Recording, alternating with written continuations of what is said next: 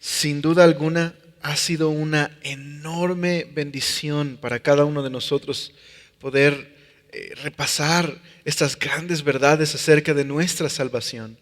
Y en este primer capítulo vimos un par de semanas atrás como Pablo de una manera hermosa alaba a Dios, bendice a Dios porque nos ha bendecido con toda clase de bendición espiritual. Incluso vimos una estructura en esta alabanza a Dios en la que una y otra vez Pablo repite que todas estas cosas que Dios ha hecho por nosotros y lo que ahora nosotros somos por estar unidos a Cristo es para la alabanza de la gloria de su gracia. Todo esto ha sido hecho a través de la gracia de Dios y por la voluntad de Dios. Y ahora nosotros que hemos sido receptores de esa gracia podemos alabarle y también reflejar esa obra de gracia en nuestras vidas. Así que en el versículo número 3 hasta el número 6 encontramos que Pablo describe las bendiciones que tenemos por Dios el Padre. Nos ha bendecido con estas bendiciones espirituales y nos ha adoptado como sus hijos. Nos ha elegido para ser suyos y también nos ha aceptado por medio de Jesús. Y a partir del versículo número 7 hasta el versículo número 12 se nos describe lo que hemos recibido también de Dios el Padre, pero por medio de Jesucristo. Le llamamos las bendiciones del Hijo. Hemos sido rescatados, hemos sido también enriquecidos con conocimiento acerca de su voluntad. Dios nos ha revelado su plan, que Él ha hecho a Cristo el heredero de todas las cosas. Pero el día de hoy, Cristo como cabeza se nota, se ve manifestado en la iglesia. Es el único cuerpo que actualmente en el mundo está bajo la sujeción a la autoridad de Cristo. Pero un día, en el cumplimiento del tiempo, todas las cosas en el universo estarán bajo el estrado de sus pies. Y no es que Cristo no sea el heredero actual, sino que hay una serie de cosas que Dios está permitiendo para que un día todo esté a los pies de aquel que es dueño de todas las cosas. Y todo esto Dios lo hizo de acuerdo a su buen propósito. Y también nos ha hecho su herencia. Somos suyos. Bueno, en el verso número 13 al 14 se nos describe las bendiciones que también recibimos de Dios Padre, pero diríamos por el Espíritu Santo. Si bien en el versículo 3 al 6 se nos describe lo que Dios ha hecho en el pasado por nosotros, nos ha elegido, por ejemplo, antes de la fundación del mundo, nos predestinó para ser adoptados. Luego, en el versículo número 7 al 12 se nos describe lo que en el presente recibimos por Cristo. Y claro, fue el presente para aquellos cristianos en Éfeso y sigue siendo presente para nosotros el día de hoy, que actualmente se nos hace efectivo el sacrificio de Cristo cuando confiamos en Dios y en su obra y hemos sido rescatados. Pero ahora en el verso 13 y 14, estas bendiciones que en el presente experimentamos, pero que también se nos habla de lo que será en el futuro para nosotros. Hoy que hemos sido redimidos y somos la herencia de Dios, recibiremos completamente todas las bendiciones de ser sus hijos cuando sea completada nuestra redención. Por eso dice el versículo número 13, en él también vosotros, habiendo oído la palabra de verdad, el evangelio de vuestra salvación, y habiendo creído en él, fuisteis sellados con el Espíritu Santo de la promesa. Esa es una realidad presente. Dice que es las arras de nuestra herencia, la garantía presente, hasta la posesión adquirida, la redención de la posesión adquirida para alabanza de su gloria. Esto será en un futuro. Y todo es nuevamente para la alabanza de la gloria de su gracia. Las bendiciones que recibimos del Espíritu Santo, del Padre por el Espíritu Santo, son tres. El Espíritu Santo es la promesa de Dios, es el sello de Dios y también son más bien las arras de Dios.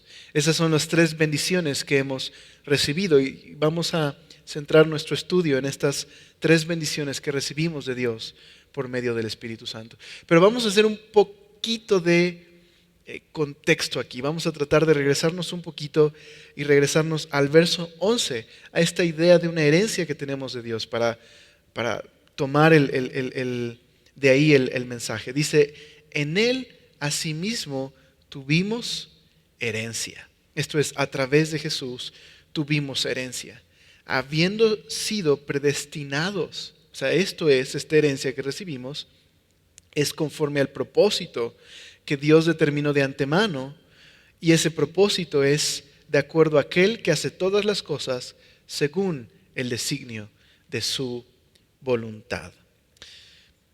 Tú y yo somos el pueblo de Dios. Eso es lo que significa este texto. La Reina Valera lo traduce como que recibimos una herencia de Dios, y eso es correcto. Pero muchos teólogos creen que la idea que es más correcta es que no solo recibimos una herencia de Dios, sino que nosotros hemos sido hechos la herencia de Dios. Y eso está sumamente de acuerdo a lo que encontramos no solo en el Nuevo Testamento, sino en el Antiguo Testamento. Cuando Dios realizó un acto de redención con el pueblo de Israel, por ejemplo en el libro del Éxodo, ¿qué hizo? Rescató al pueblo de Israel de la esclavitud de Egipto para hacer ¿qué cosa? Hacer de Israel, esa nación, su pueblo especial. Los redimió, los rescató y los hizo su pueblo. ¿Y cuál era el propósito de la nación de Israel? Que anunciaran al Dios verdadero, ser luz para las naciones. Ese era el plan que tenía en mente Dios para Israel. Y nosotros también ahora somos el pueblo de Dios. Y por lo tanto, ¿cuál es el propósito de Dios para nosotros? Que podamos también anunciar al único y verdadero Dios la alabanza de su gracia, de la gloria de su gracia a este mundo, ser luz. Así que esta idea de que tenemos una herencia en Cristo también es la idea de que somos hechos una herencia para Dios. Somos el pueblo de Dios. Ahora más adelante en el capítulo 2, Pablo va a ampliar este tema y va a enseñar que este pueblo se compone de dos pueblos, por decirlo así. Del pueblo judío y del pueblo gentil, es decir, de todos aquellos que no son judíos. Y por eso creo que Pablo está diciendo aquí que estas bendiciones espirituales no solamente son para quienes eran el pueblo de Dios por ser hijos de Abraham, sino para todos aquellos que son en verdad hijos de Abraham por la fe. Cualquiera que pone su esperanza y su confianza en la simiente de Abraham, como vimos en Gálatas, que es Jesús. Y eso es para judíos y para gentiles.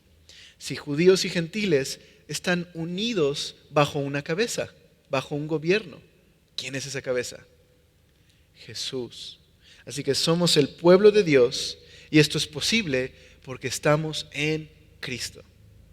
Diríamos que quien realiza esa reconciliación entre el pueblo judío y el pueblo no judío es Jesús. Bajo su cabeza y su gobierno somos uno. Así que bien decía por ahí una canción de un viejo autor cristiano: somos el pueblo de Dios. Bueno, si tienes muchos años de cristiano sabes a qué hago referencia, hasta hubo un concierto al respecto. Somos su pueblo especial, y eso es verdad. Somos el pueblo de Dios. Fuimos hechos una herencia para Él. Ahora la NBI lo traduce así, este texto que leí: en Cristo también fuimos hechos herederos. Es la idea que yo les decía en un principio, que también lleva la Reina Valera. Pero luego la traducción del lenguaje actual trata de capturar la esencia de que somos la herencia de Dios. No solo hemos recibido una herencia de Dios, y traduce el texto así: por medio de Cristo, Dios nos eligió desde un principio para que fuéramos suyos y recibiéramos todo lo que Él había prometido. Somos suyos. Nos eligió desde un principio. Ahora es interesante que cuando la Septuaginta, ¿qué es la Septuaginta? Bueno, la Septuaginta es la traducción al griego del texto del Antiguo Testamento. Bueno, la Septuaginta, cuando traduce textos del Antiguo Testamento acerca de la elección que Dios ha hecho del pueblo de Israel, utiliza los mismos verbos que se utilizan en este pasaje para describir cómo Dios nos ha hecho su herencia. Uno de estos textos es el de Éxodo. Dice así, el de Éxodo 19:5. Ahora pues, si diereis oído a mi voz y guardareis mi pacto, vosotros seréis mi especial tesoro sobre todos los pueblos. Ahí está la idea, la misma idea teológica que encontramos aquí en el pasaje a los Efesios, que somos el tesoro especial de Dios, somos el pueblo especial de Dios. Así que en el Nuevo Testamento, esta idea de ser predestinados, de ser su herencia, significa que ahora somos una nueva sociedad bajo el gobierno de Dios, una nueva humanidad compuesta de judíos y de no judíos. Y si leemos otra vez Efesios, nos daremos cuenta que en el verso número 1, por ejemplo, dice que por la voluntad de Dios, Pablo es apóstol de Jesucristo y escribe a ¿quiénes? A los santos y fieles en Cristo Jesús. Así que, ¿qué somos? Por la obra de Dios. Somos los santos de Dios. Pero luego en el verso 11 se nos dice que somos la herencia de Dios. Y en el verso número 14 se nos dice que somos la posesión de Dios. Y eso es una verdad actual, presente, porque hemos confiado en Jesús. Bueno, una pregunta que el texto nos deja hacer es, ¿y cómo llegamos a ser el pueblo de Dios? Si somos el pueblo de Dios, ¿cómo llegamos a ser ese pueblo? Bueno, ya platicamos de eso alrededor de esta epístola, pero Pablo hace algo muy, muy bello en el verso número 13. Nos da todo el proceso de salvación condensado en un versículo. ¿Cómo llegaste tú y yo a formar parte de la familia de Dios? Bueno, veamos estos elementos con detenimiento. Dice el verso número 13. En él también vosotros habiendo oído. Diríamos que el primer elemento fue haber oído. ¿Qué cosa? La palabra de verdad, el evangelio de vuestra salvación.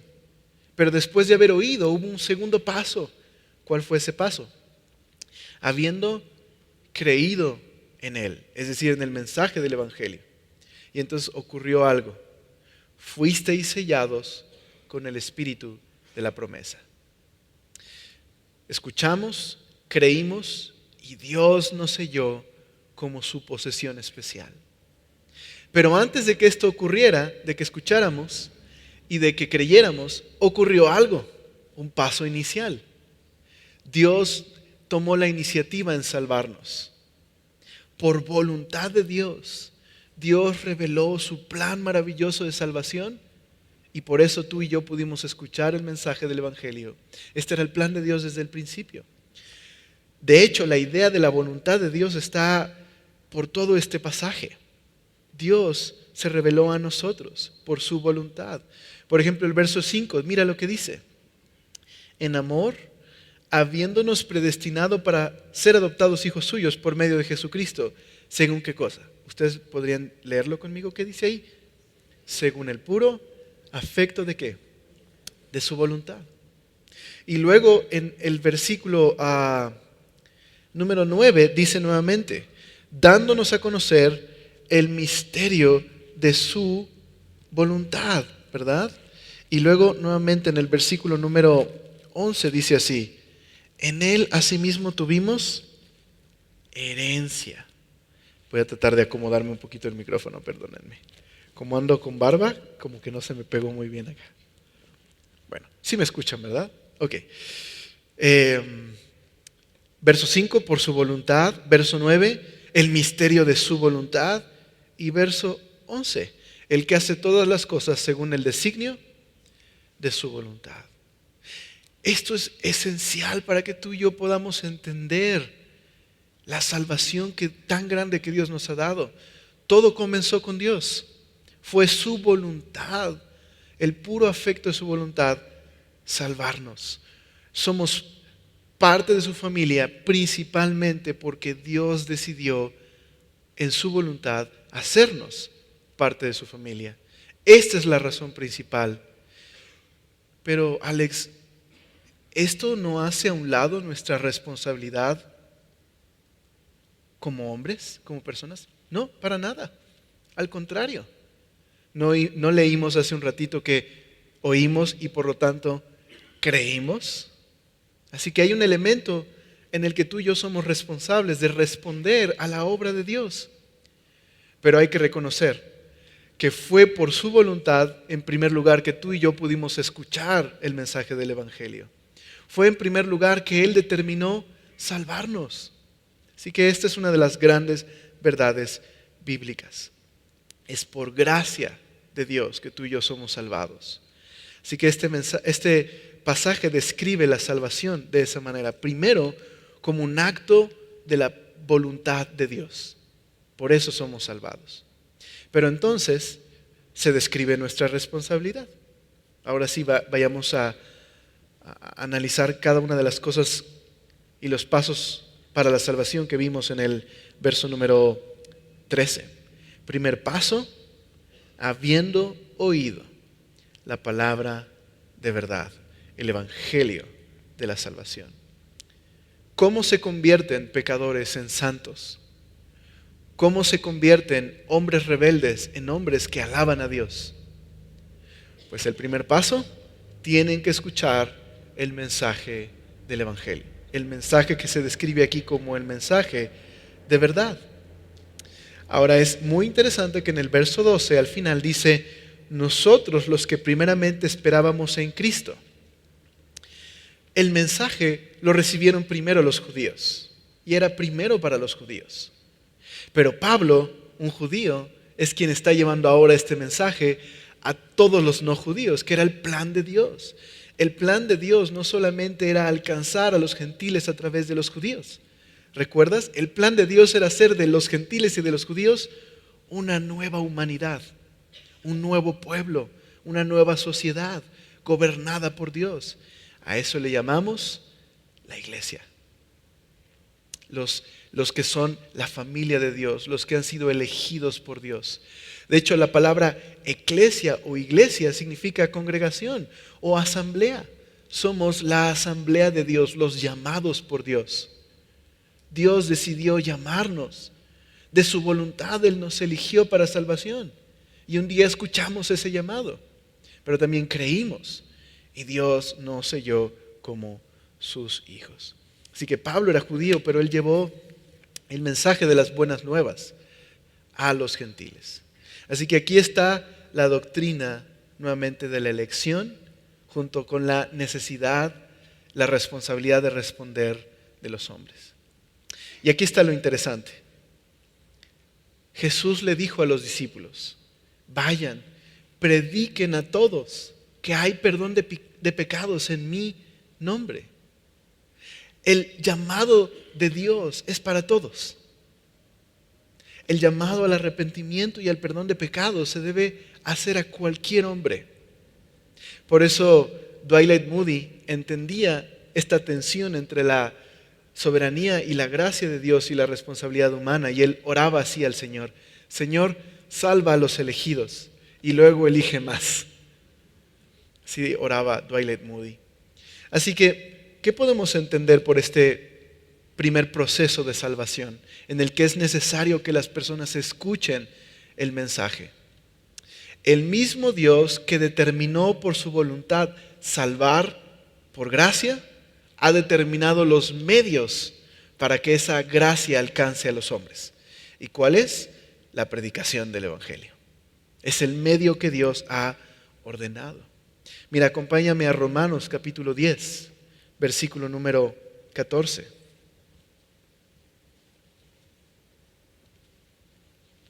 Romanos 10, versículo 14.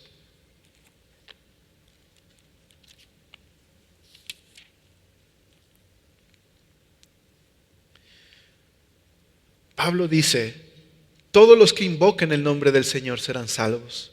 Pero luego en el 14 hace una serie de preguntas. ¿Cómo pues invocarán aquel en el cual no han creído? Es decir, si todo el que invoque el nombre del Señor será salvo, ¿cómo van a invocar un nombre en el cual no han creído? ¿Y cómo creerán, dice Pablo, en aquel de quien no han oído? ¿Y cómo van a oír sin haber quien les predique? ¿Y cómo predicarán si no fueren enviados? Como está escrito, cuán hermosos son los pies de los que anuncian la paz, de los que anuncian buenas nuevas. Dios determinó salvar por medio de su gracia, pero Dios también determinó dar a conocer su gracia por medio de la predicación de la buena noticia. Que Dios usa medios humanos.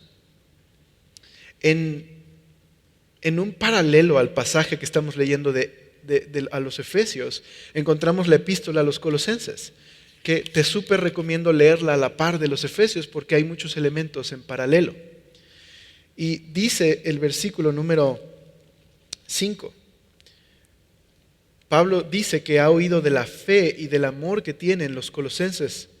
Y dice el verso 5, este amor y esta fe es a causa de la esperanza que os está guardada en los cielos, de la cual ya habéis, ¿qué cosa? Oído por la palabra verdadera del Evangelio, que ha llegado hasta vosotros, así como a todo el mundo, y lleva fruto y crece también en vosotros desde el día, mira otra vez, que oísteis y conocisteis la gracia de Dios en verdad. Ahora, ¿de quién oyeron los colosenses? Dice, como lo habéis aprendido de Epafras, y se describe a este Epafras así, nuestro consiervo amado, que es un fiel ministro de Cristo para vosotros. Es como si Pablo les dijera a los colosenses, ustedes tienen esta esperanza porque hubo alguien que fue fiel a Cristo y les habló a ustedes de esta esperanza. Para que las personas puedan oír del Evangelio de la gracia de Dios, primero tiene que haber quien les anuncie. Dios ha dispuesto un mensaje, pero ha dispuesto los medios para llevar ese mensaje. ¿Y quiénes son esos medios? Tú y yo, la iglesia. Necesitamos orar más para que Dios prepare los corazones de las personas para oír el mensaje del Evangelio. Pero necesitamos orar para que tú y yo seamos cada vez más valientes, audaces en predicar a otros acerca del mensaje del Evangelio.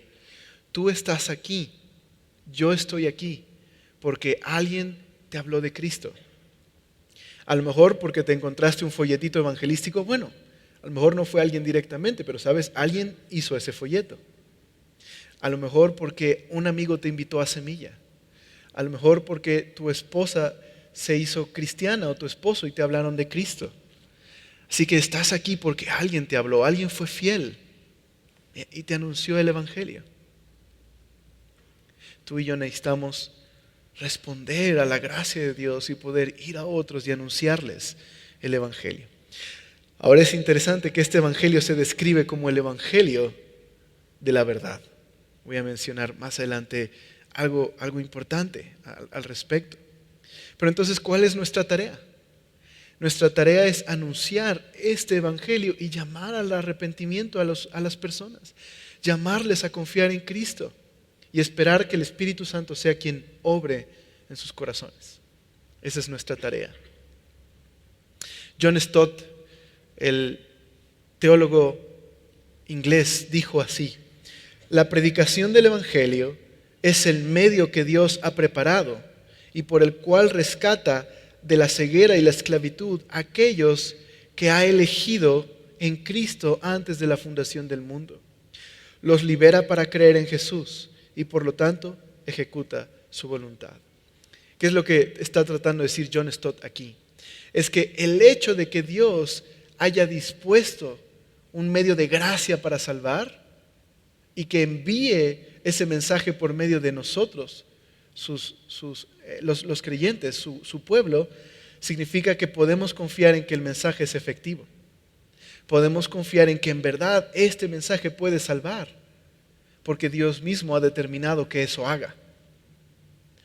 Ahora, las personas pueden rechazar ese mensaje, claro, pero el mensaje es efectivo.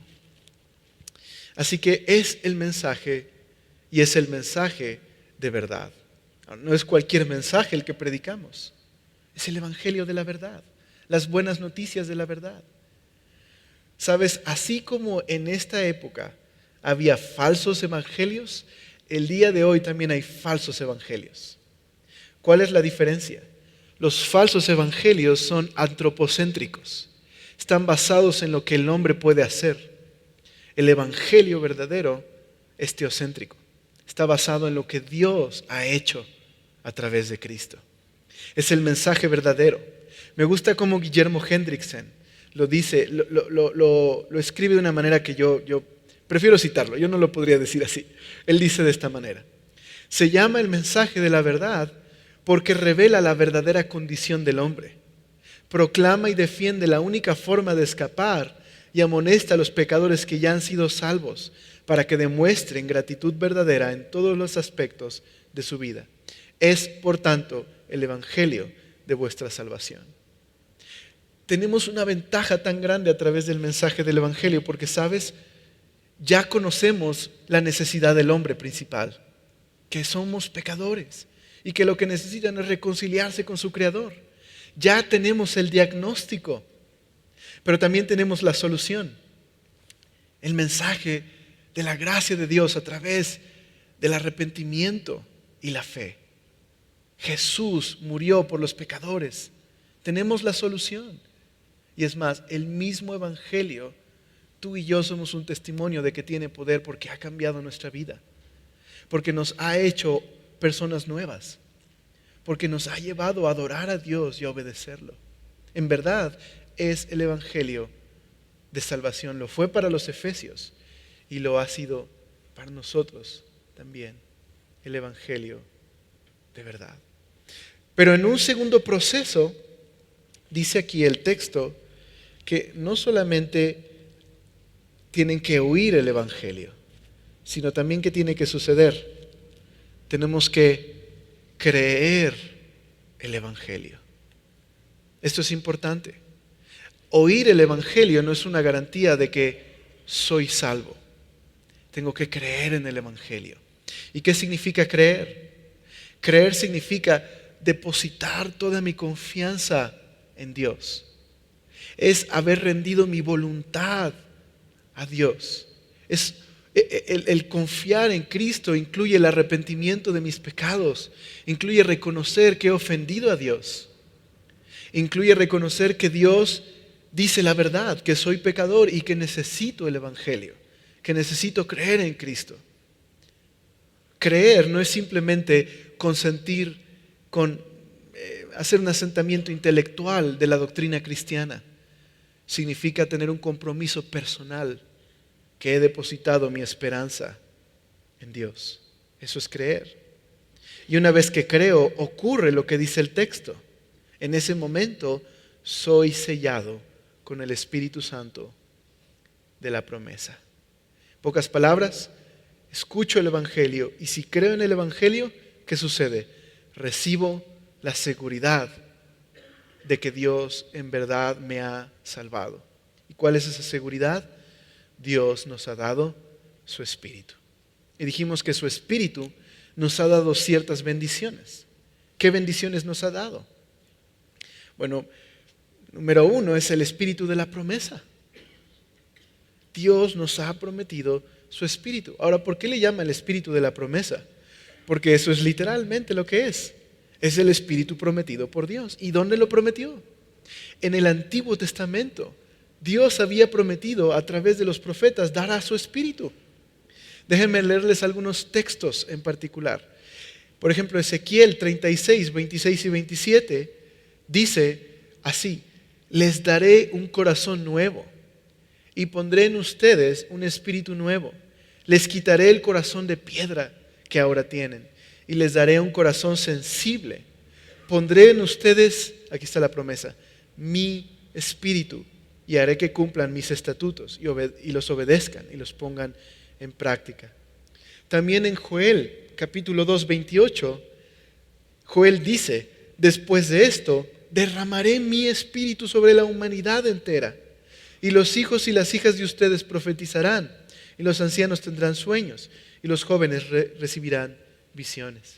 Luego Pedro en el capítulo 2 de Hechos dice cuando los judíos ven que los cristianos estaban hablando las maravillas de Dios en el idioma de cada uno de ellos, aunque eran judíos que vivían en el extranjero, se asombraban y decían unos, estos están borrachos.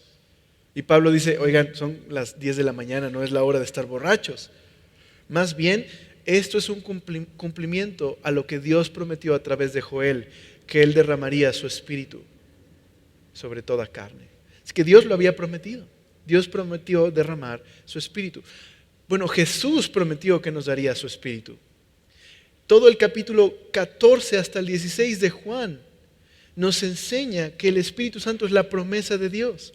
El mismo Señor Jesús dijo en el verso 26 de Juan 14, pero el Espíritu Santo, a quien el Padre enviará en mi nombre, los consolará y les enseñará todas las cosas y les recordará todo lo que yo les he dicho. Y el mismo Señor Jesús a sus discípulos, después de resucitar y hablarles durante 40 días sobre el reino de Dios, Hechos nos dice que mientras estaban esperando en Jerusalén, Jesús les dijo, no se vayan de Jerusalén, esperen la promesa del Padre, la cual ustedes oyeron de mí. ¿Y cuál es esa promesa? El Espíritu Santo. Bueno, hasta el credo de Nicea dice que el Espíritu Santo, el cual procede del Padre, es la promesa de Dios. Dios prometió darnos su Espíritu. ¿Y por qué esto es importante para nosotros? Porque el ser cristianos, nuevamente, no es simplemente una convicción intelectual, aunque es parte de. El ser cristiano significa que Dios mismo vive en nosotros a través de su Espíritu. Eso es ser un cristiano. Pablo dice que la esperanza de gloria es Cristo en nosotros. Dios mismo viviendo en nosotros. Eso es lo que pasa cuando alguien cree y se arrepiente. Cuando confía en el Evangelio, entonces el Espíritu Santo viene a vivir en esa persona. Eso es la promesa de Dios. Y era la promesa de Dios para los creyentes de Pentecostés, era la promesa de Dios para los efesios y sigue siendo vigente el día de hoy. Es la promesa de Dios para todo el que cree. De hecho, la Biblia dice que nadie puede ser un hijo de Dios si no ha recibido el Espíritu Santo. Ahora, déjenme decir que cuando hablo de recibir al Espíritu Santo, no estoy hablando de la versión pentecostal de recibir el Espíritu Santo. Aunque sin duda alguna en Semilla creemos en la experiencia de ser llenos del Espíritu Santo. No me refiero a lo que a veces se llama el bautismo del Espíritu Santo. Me refiero a la promesa de Dios de recibir al Espíritu Santo cuando uno cree. Cuando creemos, Dios nos da un nuevo corazón y una nueva naturaleza y Dios nos da su Espíritu viviendo en nosotros. ¿Esto cuándo sucede? En el momento en el que crees. Todo creyente genuino tiene al Espíritu Santo. De hecho, nos va a decir Pablo en unos momentos que la prueba genuina de que alguien es un cristiano es que tiene al Espíritu Santo. ¿Okay? Solo hago esa anotación porque depende del trasfondo del que vengamos. Si uno viene de un trasfondo pentecostal, uno puede pensar, ok, Alex, entonces si no hablo en lenguas, ¿no soy un hijo de Dios? El texto bíblico no enseña que tienes que hablar en lenguas para ser un hijo de Dios. Es una manifestación de las muchas que había en el libro de los Hechos y existen el día de hoy del poder del Espíritu en la vida de un creyente. Pero estamos hablando de algo mucho más fundamental y más básico. Estamos hablando de cuando alguien nace de nuevo y por lo tanto recibe al Espíritu Santo porque es la promesa de Dios. Es más, la vida cristiana está tan ligada a la necesidad del Espíritu Santo que el caminar cristiano se describe como andar en el Espíritu, en Gálatas. Recibimos al Espíritu Santo cuando creemos. Es la promesa de Dios. ¿Sabes por qué esto es tan bello? Porque ser cristianos no significa, ok, muchachos, esto es lo que hay que hacer si uno quiere ser cristiano. Aquí está la lista de reglas. Muy bien, volveré pronto. Sigan las reglas. Ser cristiano es Jesús, que murió por nuestra condición miserable de pecado y ruina, tomando nuestro propio lugar. Pero también es Dios mismo resucitando a Jesús, venciendo al pecado, a la muerte y al infierno, y prometiéndonos una vida nueva en Él, viviendo a vivir en nosotros. Al final, ser cristianos no se trata de tratar de ser como Cristo, sino dejar que Cristo gobierne en nosotros y viva su vida en nosotros. Eso es ser un cristiano. Y es posible porque nos ha dado su Espíritu. Qué hermoso regalo, ¿no lo crees? Es un hermoso regalo. Pero entonces tiene sentido que si este Espíritu es la promesa, funcione como esta segunda bendición. No solo como una promesa, sino como un sello. Dice aquí, fuisteis sellados con el Espíritu de la promesa. ¿Qué significa ser sellado? Bueno, el día de hoy, un sello, ¿qué hace? Pues le da autenticidad a un documento, por ejemplo. Si tú compras un artículo, tiene un sello que garantiza que ese sello, que ese producto es genuino. Déjenme hablarles un poco de mi contexto videojugador de la niñez. Aquí va un poco de historia de los videojuegos. Pero por ahí de los años 70, Atari estaba prácticamente a punto de destruir la industria del videojuego, sobre todo con el infame juego de E.T., que no era nada de lo que prometía ser. Uno veía la carátula y dices, Alex, ¿tú naciste en los 70s? No, pero sí jugué un Atari, aunque no lo crean. Así que uno jugaba el juego de E.T. y simplemente no servía. Casi se acaba la industria del videojuego hasta que una pequeña empresa llamada Nintendo tuvo una estrategia especial para salvar a la industria del videojuego. Te vas a ver por qué tiene que ver con lo que estoy diciendo. Dices, ¿qué tiene que ver con ser sellados? Bueno, ¿de qué manera salvó Nintendo a la industria del videojuego? Se garantizaba hacer los mejores videojuegos del mundo y les ponía un sello que decía genuino de Nintendo. Si tú comprabas un juego que tuviera ese sello, era garantía de felicidad infinita. Y eso históricamente hizo que despegara la industria del videojuego. Bueno, ¿a qué voy? A que el sello garantizaba algo. ¿Qué garantizaba? Que era un videojuego auténtico de la compañía de Nintendo. Entonces, el sello, ¿en qué sentido funcionaba en la industria del videojuego? Como una garantía de algo genuino. ¿Me explico? Hasta el día de hoy, en los documentos legales o en muchos productos se hace lo mismo. Se le pone un sello que garantiza el producto. Bueno, en el mundo antiguo, los sellos funcionaban de la misma manera. Un sello era una marca de posesión o de autenticidad. Por ejemplo, los ganados o los esclavos en la antigüedad se marcaban para mostrar que pertenecían a cierto dueño. Pero ¿cuál es la diferencia con el sello que se describe aquí? El sello en esa época era algo externo, se marcaba a las personas. El sello del que describe la Biblia es interno. Dios sella nuestros corazones y nos da su Espíritu. ¿De veras? Sí. De hecho, eso es lo que dice la Biblia. Por ejemplo, en 2 de Corintios 1:22 dice que Dios también nos ha marcado con su sello y que como garantía ha puesto su Espíritu en nuestros corazones.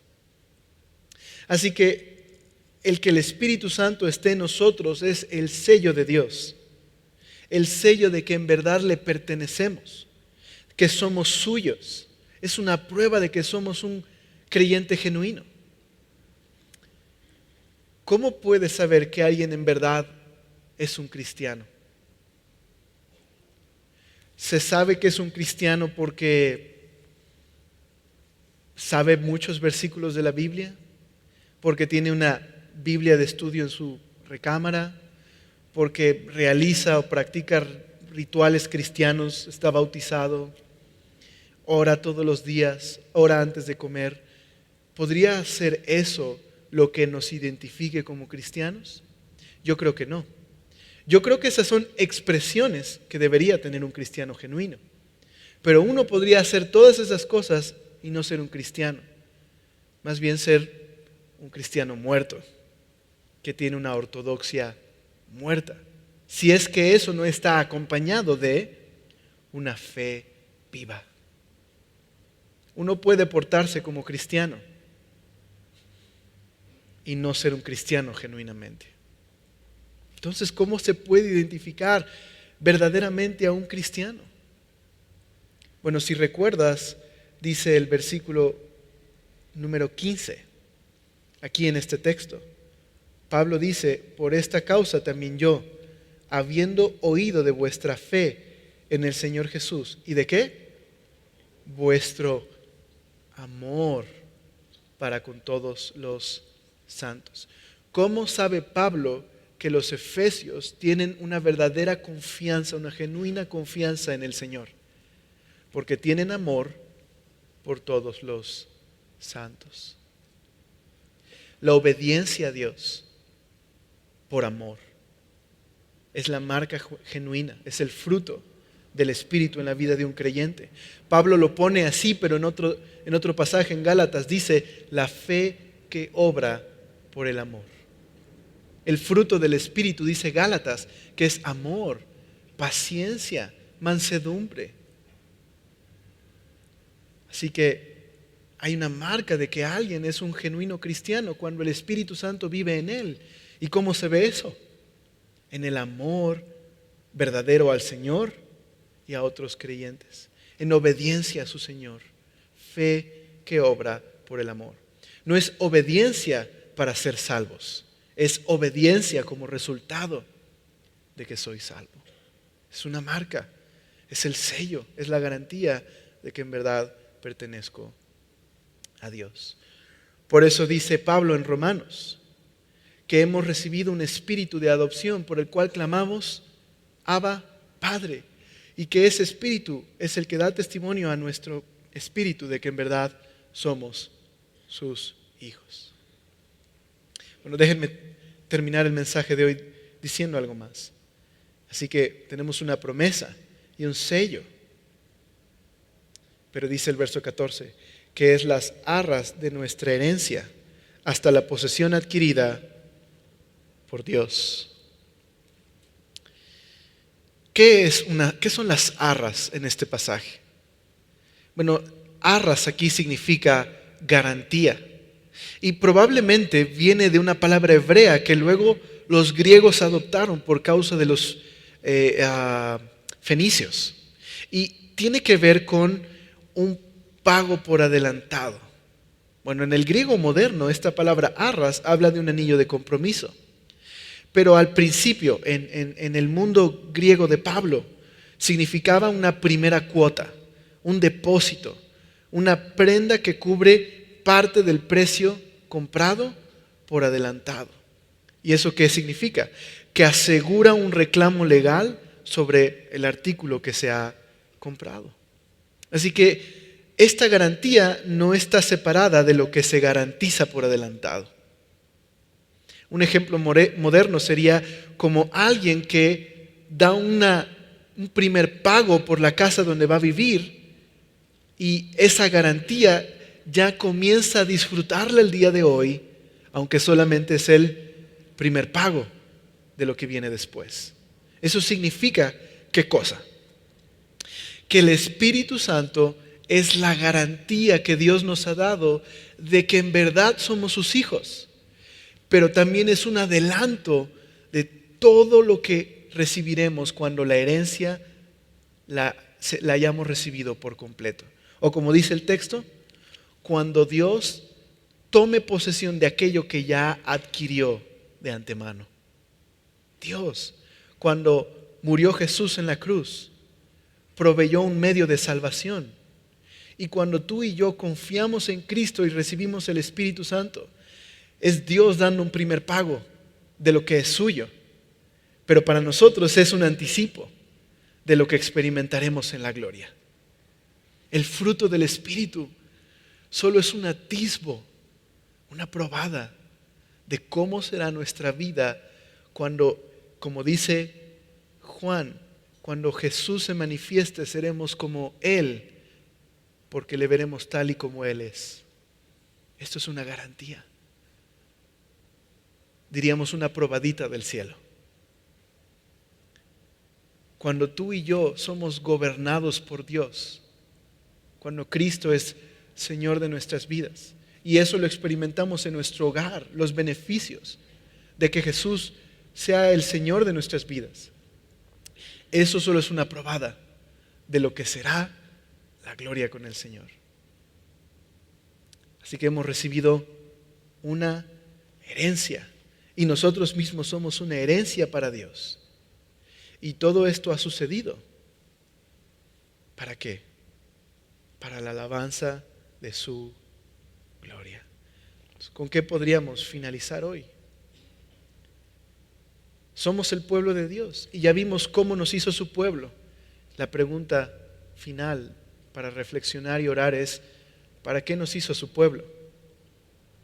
La respuesta es sencilla: para su gloria, para la gloria de Dios. La gloria de Dios es la revelación de quién es Dios. La gloria de su gracia es Dios revelándose como un Dios de gracia. Y ese había sido el plan desde un principio con el pueblo de Israel. Dios eligió a Abraham por gracia. Abraham era un adorador de ídolos del otro lado de Ur de los Caldeos. Y Dios lo sacó de Ur, por gracia lo eligió. Dios salvó a Noé por gracia del diluvio. Dios escogió a Jacob en lugar de a Esaú por gracia. Y el día de hoy es verdad para cada uno de nosotros. Dios nos ha elegido por gracia.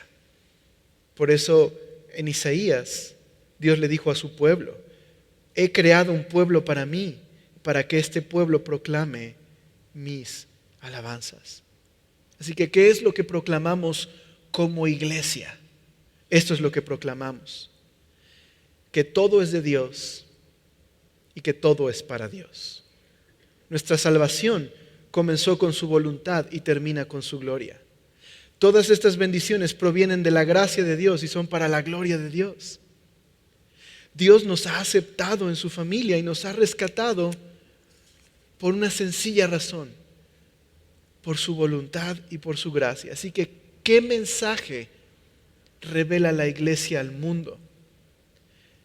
Revela el amor de Dios y revela la gracia de Dios. ¿No es este un mensaje, el mensaje verdadero del Evangelio, que está en contraste con el mensaje de los hombres?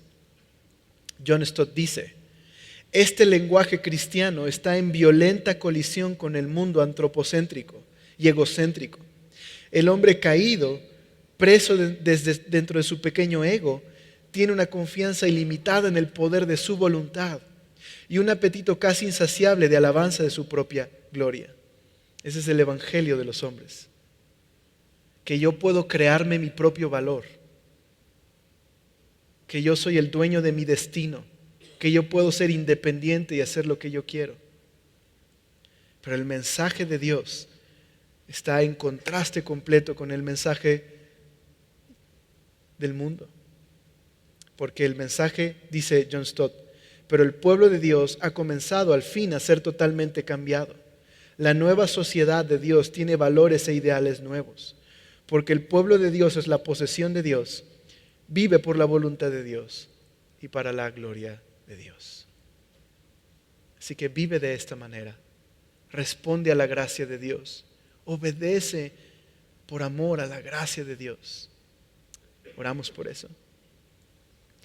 Señor, gracias por hablarnos tan claro en tu palabra, por describirnos tan claramente quién eres tú, quiénes somos nosotros, Señor. Y hoy nos unimos a la alabanza de Pablo, Señor. Queremos alabar la gloria de tu gracia. Tú te has revelado como un Dios de gracia a nosotros y al mundo, Señor, a través de tus obras, de tu palabra y el día de hoy de tu iglesia. No fue nuestra inteligencia, nuestra capacidad, nuestra obediencia, la que nos salvó. Fue tu gracia que extendiste hacia nosotros, tu amor que derrochaste por Jesús. Nos conquistaste, Señor, siendo rebeldes. Y simplemente respondimos a lo que tú hiciste por nosotros, Señor. Hoy en día, ayúdanos a seguir predicando este evangelio de gracia, a alabar la gloria de tu gracia, a revelar al mundo tu gracia, Señor. Tú revélala a través de nosotros, Señor. Que lo que predicamos es esto, que el Dios de gracia puede salvar, es poderoso para salvar por medio del evangelio. Que podamos ser fieles al mensaje de la gracia de Dios. Podamos hablarles a otros de tu amor, Señor. Pero que otros también puedan ver el evangelio de tu gracia en nuestras vidas, Señor. Y perdónanos cuando permitimos o consentimos con un evangelio falso, centrado en los hombres, en el poder y la voluntad de los hombres, y no en tu gracia, Señor. Ayúdanos, te lo rogamos, en el nombre de Jesús.